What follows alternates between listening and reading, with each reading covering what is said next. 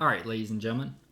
So this is going to be our first video for AP Physics. So as you all know, you're stuck inside and you can't go to school. So we need to talk about how your AP test is changing because of quarantine. So I'm sure you guys can all read, and you've probably read all 4 bullets right now. But here's some information you guys need to know about for your AP test. Then we're gonna hop into like what you actually need to know for your AP test for a little bit. And then on Student View under assessments, I have posted, it's a 10 question assessment. I think it says it's a test, but it's extra credit. It's connected to the grade book, so you need to do that, and then you will get points, and your grades will go up. They cannot go down by doing the assignment, so don't miss all of them because then it won't go up, but it won't go down either. So first thing we need to talk about is your test has been moved to May 14th. Yep, check out my hands. They're furry. Look how that arm hair. Okay. Sorry, my ADD is kicking in. I'm going stir crazy, you guys. I haven't talked to a real human besides my wife and my dogs for like years. Anyway, May 14th, that's your test. It is on the interwebs, which I think begs the question, why has it not been on the interwebs before? But what do I know? I'm just a math teacher and sometimes a physics teacher. So May 14th, it will be online. It is at 2 p.m. That's all the information I have about that right now. I think there is word about you guys having to take pictures of your scratch work and then upload that stuff with like a web scanner or something. Once I have more information on that, I'll give you guys a demonstration and kind of go over how to do that. But I think the AP board is still kind of slapping everything together, so we'll be patient on that. The test is going to be a 45-minute test, not a 3-hour test like before. It's going to be open note, which is going to be muy peligroso. I believe that's the word for dangerous in Italian.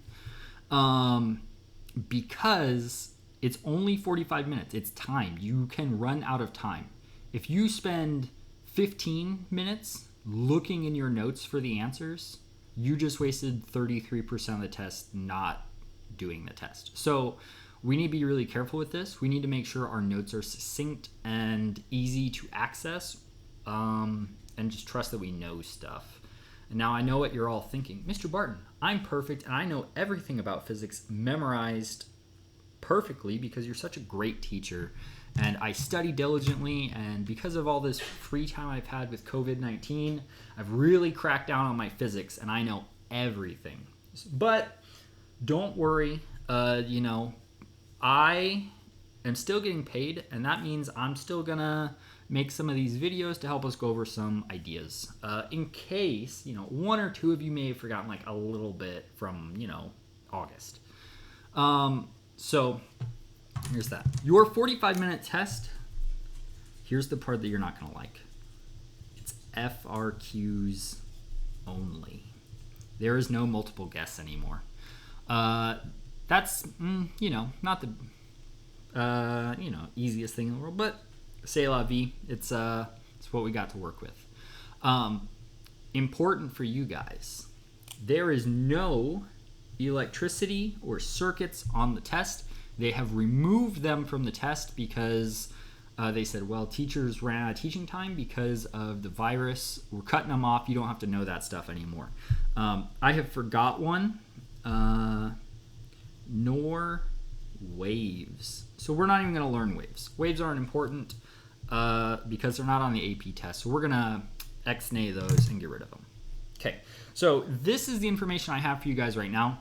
As the AP board gives me more information about what the online test is going to look like, how this 45-minute thing is going to work, and what you need to do to upload it. I don't know if it's only online or if you have to print something out, so I'll get more information on that for you.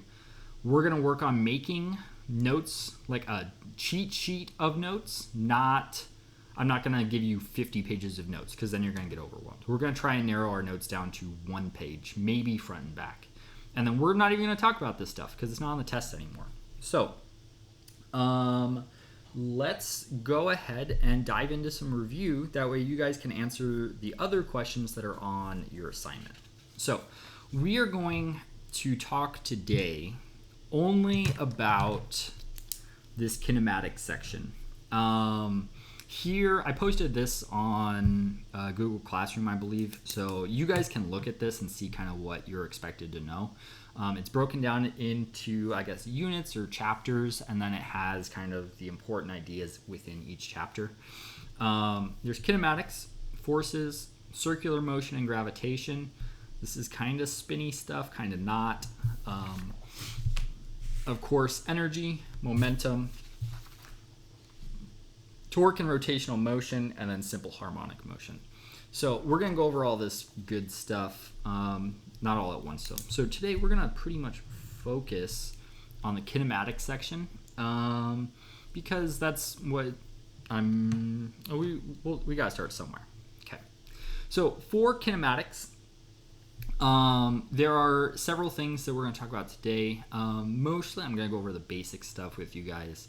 We'll talk a little bit about falling objects, a little bit about motion of constant acceleration, and etc. I don't think we're going to hit every single piece of this, otherwise this video would, be hours and hours long, because it took me like a month to teach those 7 bullet points to you the first time. But, it's fine. I can fit it all into a 10-minute video. So, for kinematics, let's hop over so I have a little bit more room to scribble here. Kinematics, there are 3 big variables we need to know about. We need to know about position, we need to know about velocity, and we need to know about acceleration.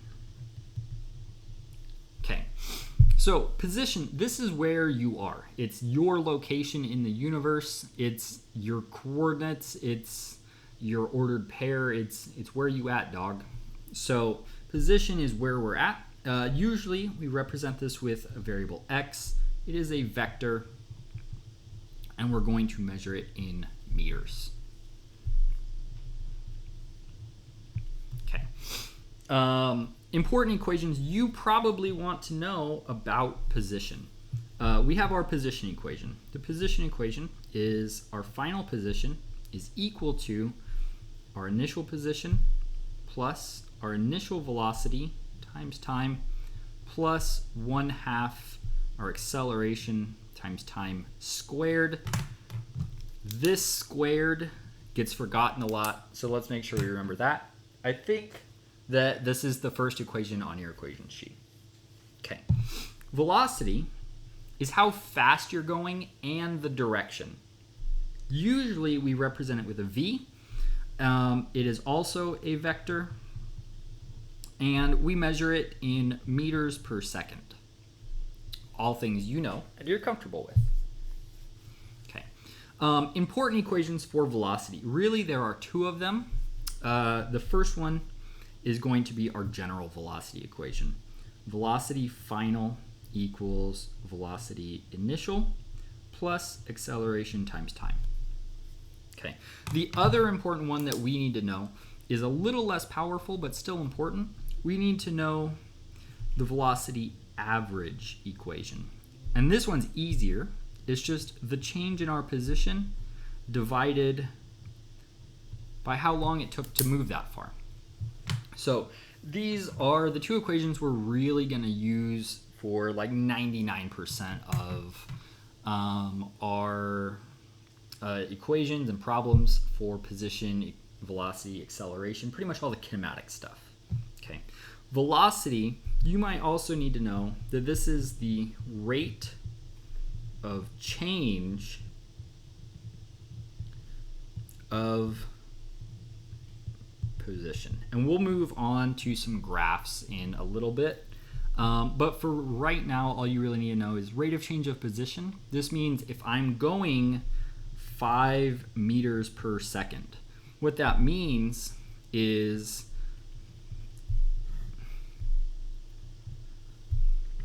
let's make a little data table here. At 0 seconds, I haven't moved. At 1 second, I went 5 meters. After 2 seconds, I've gone 10. After 3 seconds, I've gone 15. After 4 seconds, I've gone 20 meters.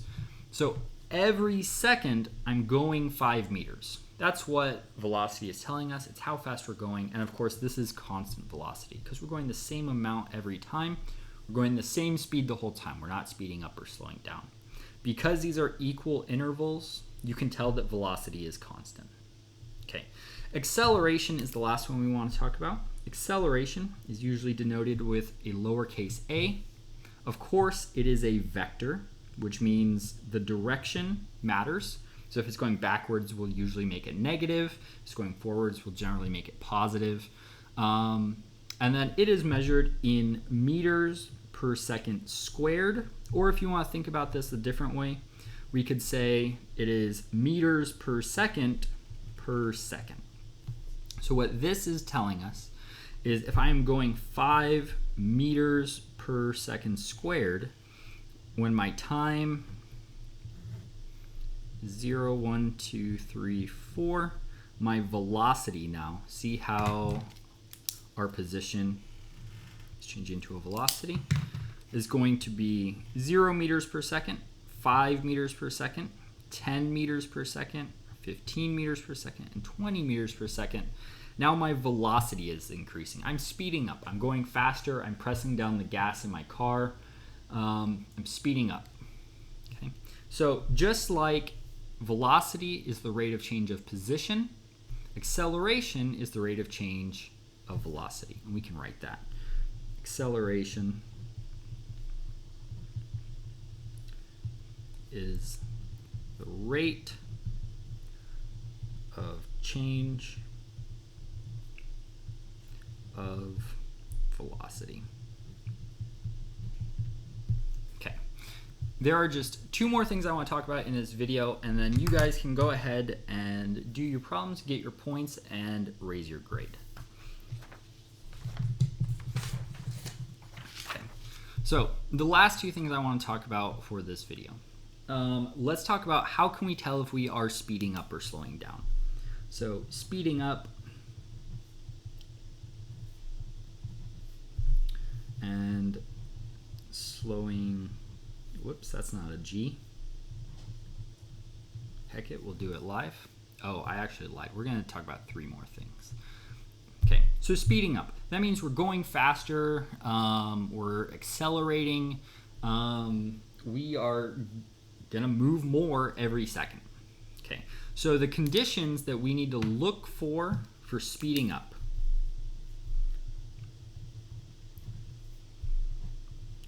We need to see our velocity and acceleration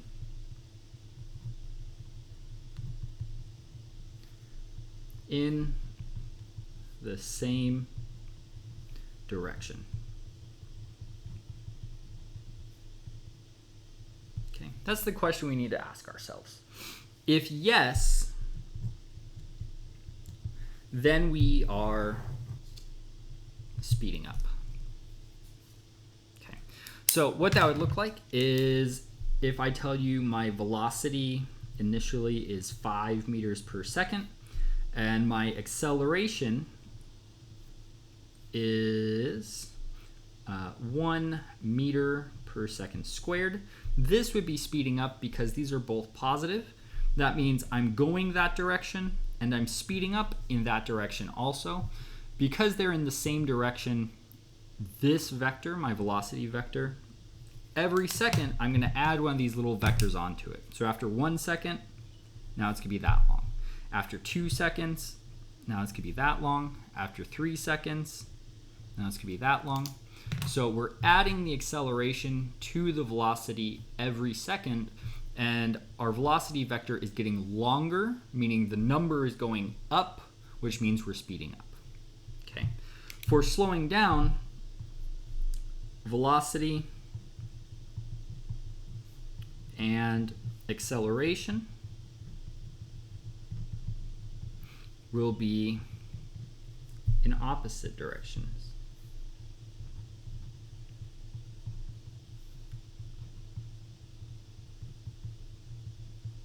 If you're having trouble reading my handwriting, just go ahead and ask your little brother or sister in 3rd grade to read it, because it's probably about the same quality as theirs. So if we take the same example, except we put them in opposite directions. So we'll say our velocity is -5 meters per second. That's a slash right there. And then our acceleration is still +1 meter per second squared. What this would look like would be our velocity will go that way, and then our acceleration would be that way. So here's velocity, here's acceleration. So after 1 second, I'm going to take off this much from this velocity. Because they're in opposite directions, they're going to cancel each other out. So I would take off that much. Now my new velocity is only going to be that long, and I've lost a little bit. My vector has gotten shorter, so we have slowed down. Okay. So for speeding up and slowing down, same direction, speeding up, different direction, slowing down. Okay. All right. Okay. Last things we want to talk about are some graphs and then free fall. So let's look at a couple of graphs here. If we have a position and time graph, let's just make it linear for the sake of making life easy. This graph is one of the most common graphs that you'll see on the AP test. The important thing we need to know here, the slope of any position time graph, it doesn't matter if it's linear or curved or wavy or loop-de-loops, whatever that would mean, this slope is telling us the velocity. Okay. Because this slope is positive, that means our velocity is positive. The velocity is going to share the same sign as the slope. Okay. Then we also have the area underneath the graph for some of our graphs. This one though, the area under a position time graph has no meaning. It's a meter second. It doesn't correlate to anything physical. It's something you can do in math, but it doesn't really give you any helpful information for physics. So for a position time graph, don't worry about the the area underneath the graph. It doesn't tell us anything important about the system. Okay. Now, if we go over to a velocity time graph, we'll make this one linear as well. Okay. The slope is the rate of change of the graph. We saw on that other page, the rate of change of velocity is the acceleration. Okay. So the slope of a velocity time graph will tell us the acceleration, and for velocity, our area underneath the graph does have an important meaning. The area under a velocity time graph, this is telling us the change in our position of the object. Okay. There is one more thing I would like to talk to you guys about, and that's just how to tell is something in free fall. The definition of being in free fall is the only force acting on the object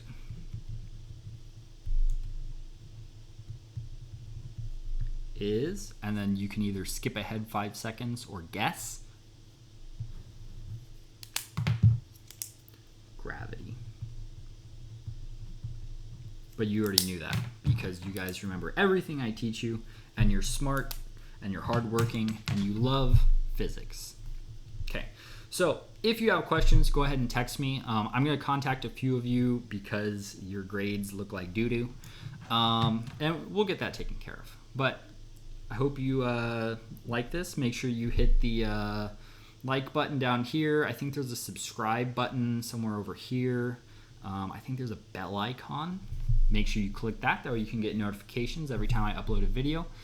Stay safe out there. Tell your parents you love them. Miss you guys.